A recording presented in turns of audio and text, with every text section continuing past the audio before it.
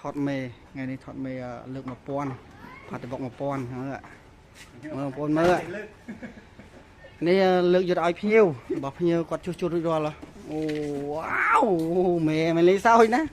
មេមិនតែកម្លាំងពេញបឹបមិនមេលើកបានតែបាសតូចៗណាមើលអូតើអូយទៅទៀតហើយកុំតមក